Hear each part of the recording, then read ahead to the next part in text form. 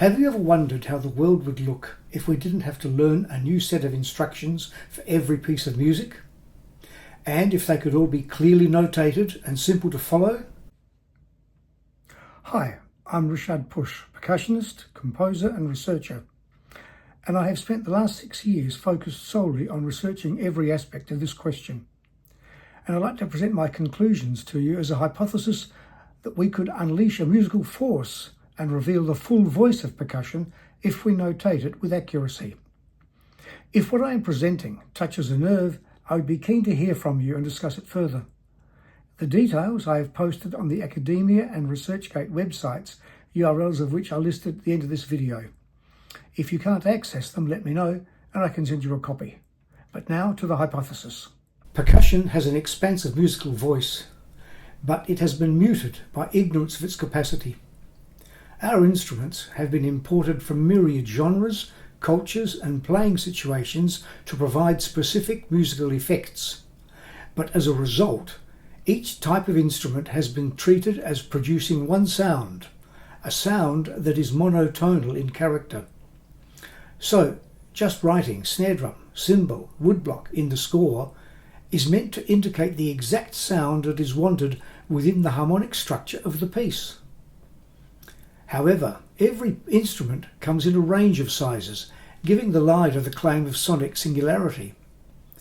Furthermore, depending on details of instrument construction, area of stroke placement, type of beater and manner of playing, every instrument can elicit a diversity of tonal colours.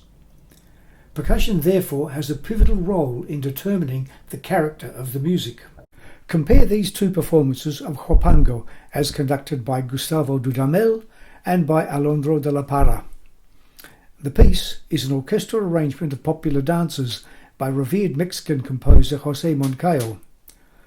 Pay close attention to the drums, beaters and modes of playing in the opening measures and their role in defining the musical complexion. The score calls for tamburo indiano, but does not specify what beaters or playing actions to use. So, which of these versions authentically reflects the composer's intent? Should the higher drum reflect the sound of the bass drum, with both evoking minimal contact sound? Or should there be a greater contrast, with more obvious presence? If the drums are to portray the dance element of the piece, a compelling argument could be made to use hard felt beaters on bass drum and wooden beaters on the tamburo indiano.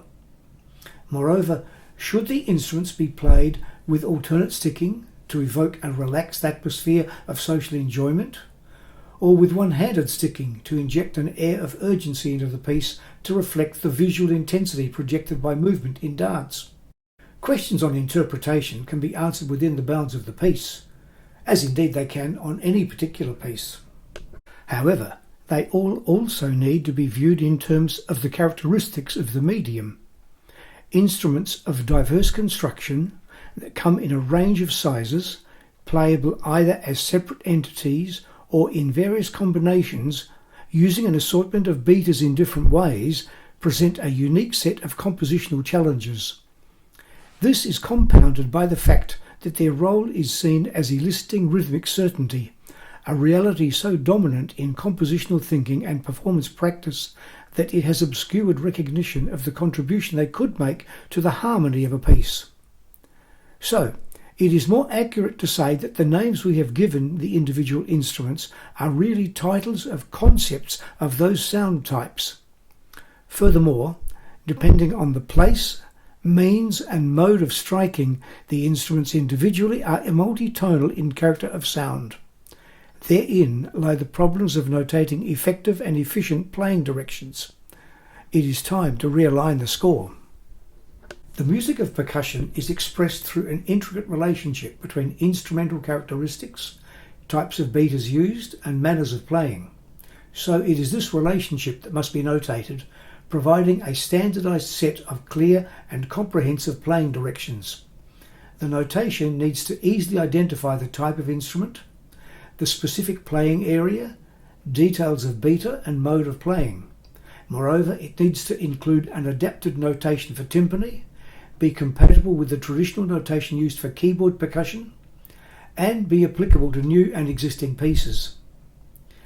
This percussive medium, comprising concepts of sounds containing multiple tonalities, needs therefore a very different style of notation based on new and purposed sets of integrated note heads. To achieve these conditions, I did the following. Firstly, I classified the instruments into 4 conceptual typologies of membranophones, metal idiophones, wooden idiophones, and frictophones. Then I determined 4 sets of note shapes that easily differentiate between these instrument types.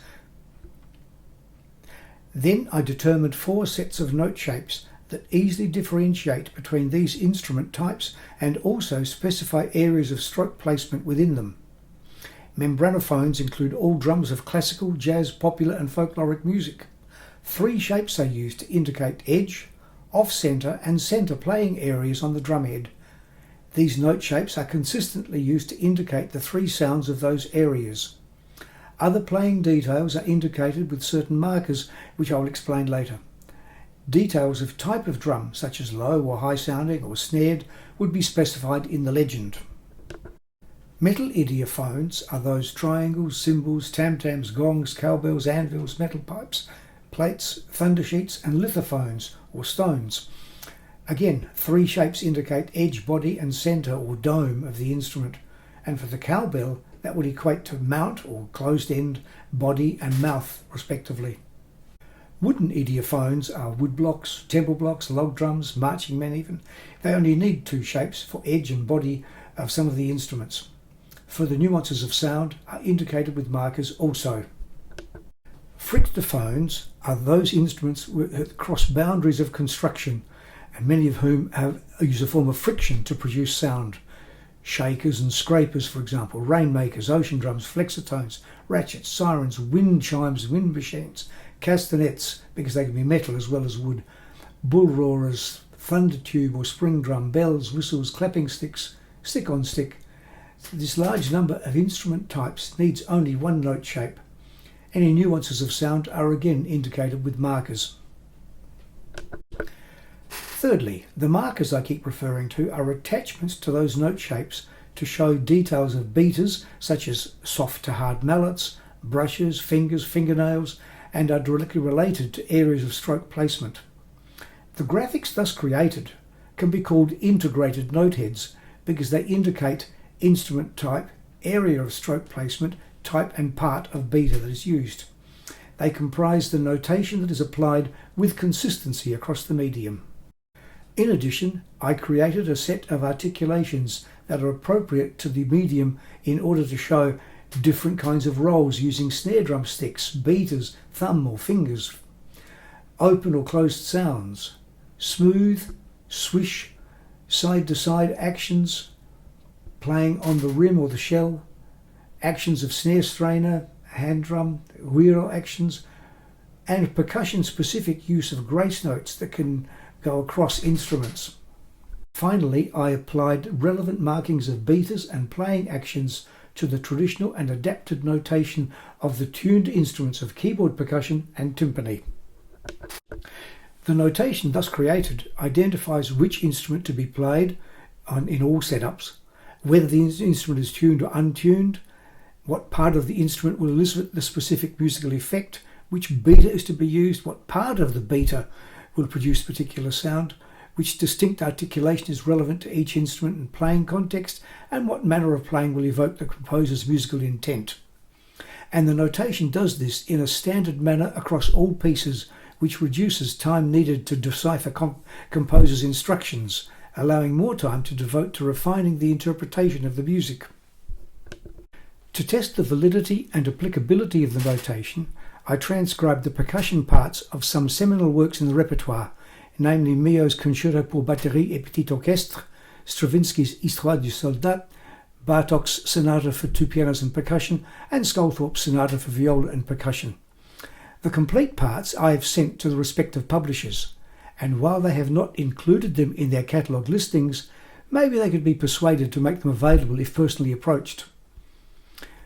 Examples of the actual pieces are illustrated and explained on another video, a dedicated notation to simplify percussion repertoire. As an example of how this new notation would be applied, here are a few passages of Peter Sculthorpe's Sonata for Viola and Percussion in the original notation and my transcription. Writing the piece in 1960, Sculthorpe used only 2 staves of 1 line each to notate the 8 instruments. Bass drum, tam-tam and the 2 cymbals were written on the bottom stave, and tom, snare drum, bongo, triangle and stick clicks on the top stave. Indications as to which was to be played, on what part of the instrument and with which beater were all written at every change of instrument. Moreover, there was no separate percussion part, so it's necessary to read the whole score and turn pages often. My transcription of the piece is based on my performances and workshops of the work over a period of 40 years with 7 different violists, and I discussed elements of it with Sculthorpe, who approved of my interpretation. I used a 5-line stave and placed the drums in spaces and metals and wood on lines. Creating a separate percussion part reduced the 12 pages of score to 3 pages of part, eliminating the need for any page turns.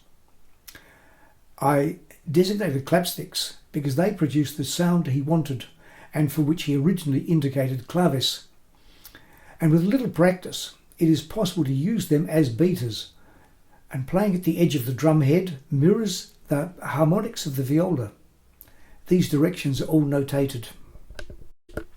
Many of the glyphs I have used are available in the Bravura music font, which is available for free download, but they are not organised into a specific percussion section. I have been in close contact with the W3C organisation, which is responsible for monitoring and editing music fonts, and they said they will try to organise the graphics into a specific percussion font, hopefully this year. I have given them the sources of all the fonts I've used for the note shapes, integrated markings and articulations, along with the Unicodes that identify them, and hopefully this will make the ordering of the elements relatively straightforward. Clearly, these proposals introduce a complete system of integrated noteheads specific to percussion that present notational playing directions. This entails a complete rethinking of the harmonic structure and musical potential of the percussive voice.